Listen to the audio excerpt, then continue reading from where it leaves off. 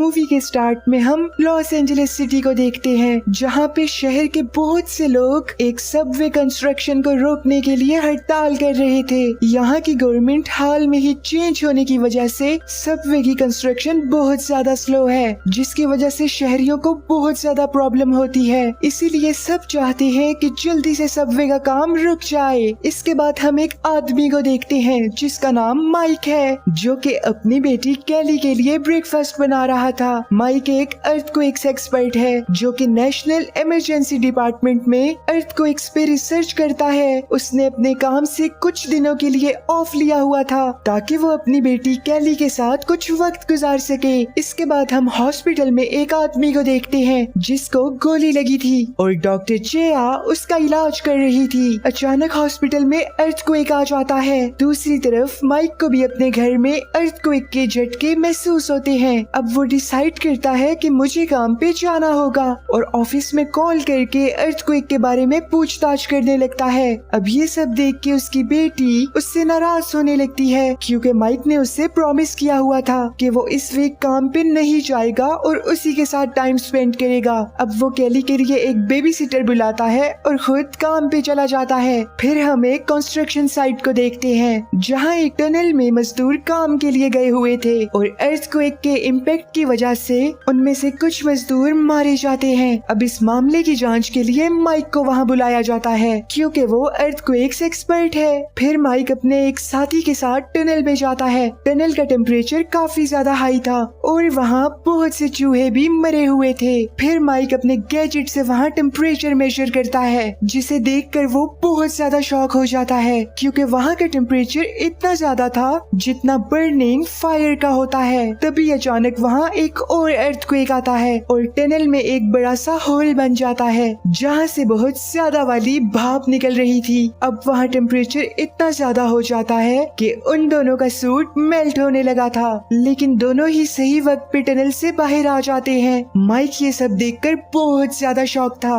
अब वो अपने जूनियर को कॉल करता है और उसे कहता है कि जल्दी से यहाँ एक साइंटिस्ट को भेजो, और फिर एमी नामी जियोलॉजिस्ट को वहाँ भेजा जाता है। वो वहाँ पहुंचकर टनल को चेक करने लगती है और रिजल्ट्स देखकर वो भी बहुत ज्यादा शॉक हो जाती है, और फिर माइक को कहती है कि टनल की जमीन के नीचे बहुत ज्यादा लावा है, जो कि आहिस्ता आहिस्ता ऊपर की तरफ आता जा रहा है। अब हमें जल्दी से कुछ करना होगा, वरना लावा पूरी सिटी को डिस्ट्रॉय कर देगा। लेकिन माइक एमी की बात को सीरियस नहीं लेता। वो एमी को कहता है कि तुम्हारा दिमाग तो ठीक है ना, लावा और लॉस एंजलिस शहर में इम्पॉसिबल। अब एमी माइक को कहती है कि अगर तुम्हें इस बात का प्रूफ चाहिए तो मेरे साथ टनल के निचले हिस्से में चलो। लेकिन माइक कहता है नो वे, मेरी पहले ही वहाँ बहुत मुश्किल से जान बची है और अब मैं दोबारा वहाँ नहीं जाना चाहता। लेकिन एमी उसकी बात को सीरियस नहीं लेती और उसी रात एक जियोलॉजिस्ट के साथ टनल के निचले हिस्से में चली जाती है और फिर उस क्रैक को देखती है जो अर्थक्वेक्स की वजह से वहाँ आया था। लेकिन वो उसकी सही तरह जांच कर पाती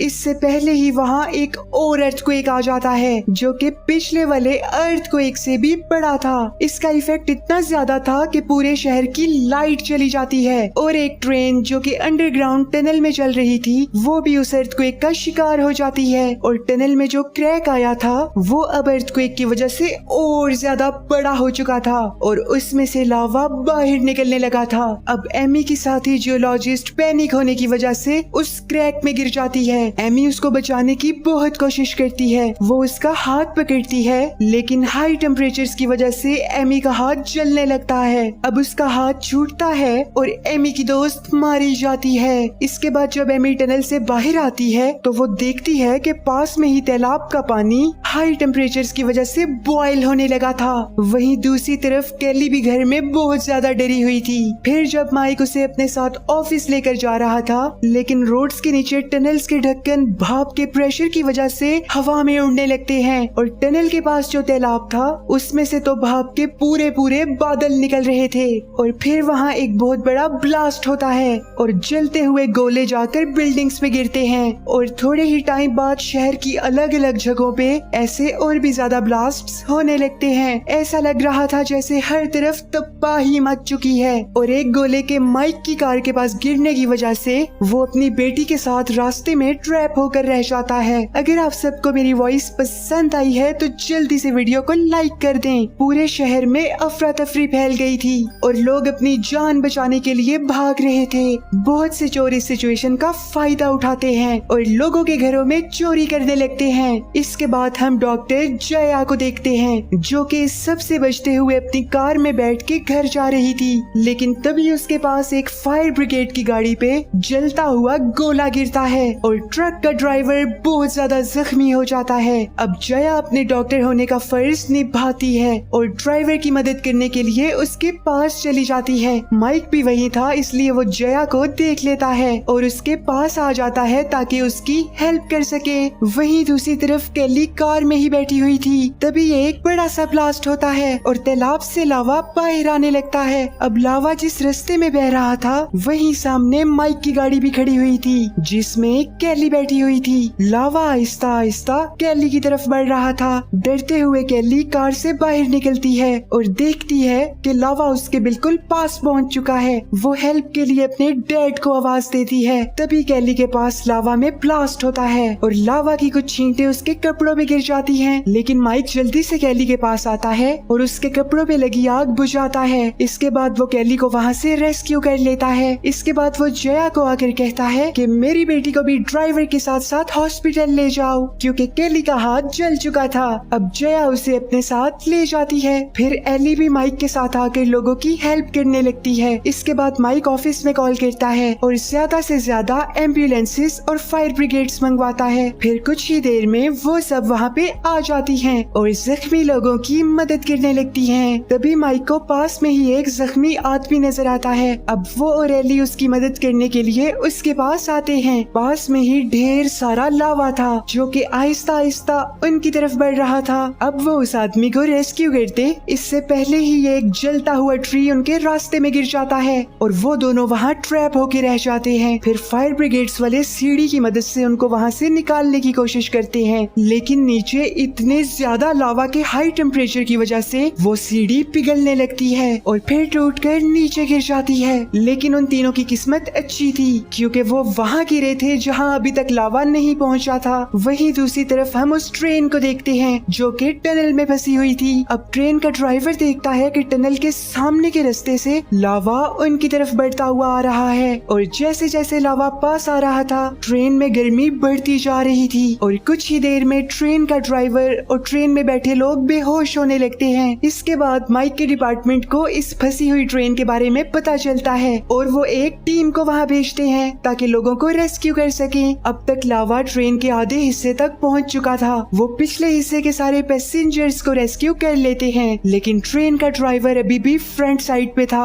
अब उसे बचाने के लिए रेस्क्यूअर्स में से एक आदमी ट्रेन के इंजन रूम की तरफ जाने लगता है और तब तक लावा पूरी ट्रेन के नीचे फैल चुका था और ट्रेन में इतनी ज्यादा हीट हो गई थी कि रेस्क्यूअर के जूते नीचे से जलने लगे थे। लेकिन वो हिम्मत नहीं हारता और उस ड्राइवर को अपने कंधे पे उठा लेता है और ट्रेन के पिछले हिस्से तक पहुंच जाता है। लेकिन नीचे ढेर सारा लावा था और सेफ स्पॉट थोड़ा आगे था। अब रेस्क्यूअर अपनी जान की बाजी लगाता है और लावा में जंप कर देता है। साथ ही वो ट्रेन के ड्राइवर को सेफ स्पॉट पे फेंक देता है, लेकिन रेस्क्यूअर बेचारा लावा में जल के मर जाता है। वहीं दूसरी तरफ सिटी में लावा तेजी से फैल रहा था और रास्ते में आने वाली हर चीज को जला रहा था और आहिस्ता आहिस्ता शहर के उस हिस्से की तरफ बढ़ रहा था जहाँ पे बहुत ज्यादा आबादी थी। अब ये सब देख के माइक को रिग्रेट होने लगता है कि मुझे एली की बात मान लेनी चाहिए थी, उसने तो मुझे वार्न भी किया था। वो डिसाइड करता है कि अब वो और लोगों की जान नहीं जाने देगा और फिर एक प्लान बनाता है जो कि ये था कि वो लोग लावा के रास्ते में एक कंक्रीट की बड़ी सी दीवार बनाएंगे और जब लावा दीवार से टकराकर रुकेगा तो हम लोग ढेर सारा पानी उस पे डालकर उसे ठंडा कर देंगे। एमी एक बॉल को जमीन पे रखकर लावा की डायरेक्शन पता करती है और फिर वो लोग उस डायरेक्शन में कंक्रीट की दीवार बना देते हैं और जब लावा दीवार के साथ टकरा कर रुकता है तो वो सब उस पे ज्यादा सारा पानी डालकर ठंडा कर देते हैं और फिर वो लोग उस पे ज्यादा सारा पानी डालकर उसे ठंडा कर देते हैं। ये देखकर सभी लोग माइक की बहुत ज्यादा तारीफ तारीफ करते हैं क्योंकि उसका प्लान सक्सेसफुल हो चुका था। पूरी सिटी में जैसे खुशी की लहर चलने लगी थी, लेकिन एली अभी भी परेशान थी क्योंकि उसे जमीन के नीचे वाइब्रेशन महसूस हो रही थी। अब एली फिर से उसी टनल में जाती है जहाँ पर लावा का फर्स्ट क्रैक पड़ा था, और जब वो वहाँ का टेम्परेचर मेजर करती है तो उसे पता चलता है कि अभी भी खतरा नहीं टला और पूरे शहर के नीचे लावा उबल रहा है, जो कि ज्यादा से ज्यादा 20 मिनट्स में जमीन को फाड़ते हुए बाहर आ जाएगा, जिसको रोकना मुश्किल ही नहीं नामुमकिन हो जाएगा। अब एमी माइक को कॉल करती है और उसे ये सारी बात बताती है। ये सब सुनकर माइक की खुशी एक दफा फिर से फीकी पड़ जाती है। अब कुछ ही देर में लावा टनल के अंदर आने लगता है और एमी जल्दी से टनल से बाहर निकल जाती है। इसके बाद जब माइक मैप पे लावा की डायरेक्शन चेक करता है तो उसे पता चलता है कि लावा सबसे पहले उस एरिया को इम्पैक्ट करेगा जहाँ पे हॉस्पिटल है, और उसकी बेटी भी तो वहीं पे थी। अब वो अपनी टीम से कहता है कि जल्दी से हॉस्पिटल जाओ और लोगों को वहाँ से बाहर निकालो। इसके बाद वो एक मॉल की बिल्डिंग की तरफ देखता है और फिर से सिटी के मैप्स चेक करता है। अब उसे पता चलता है कि जिन टनल्स में लावा बह रहा है उनसे थोड़े ही दूर समुंदर है। अब वो अपनी टीम को अपने पास बुलाता है और कहता है कि मेरे पास एक प्लान है। जब लावा बाहर निकलेगा तो हम उसकी डायरेक्शन को समुंदर की तरफ मोड़ देंगे, क्योंकि इतने ज्यादा लावा को सिर्फ समुंदर ही ठंडा कर सकता है, और डायरेक्शन को मोड़ने के लिए उन्हें इस मॉल की बिल्डिंग को गिराना होगा।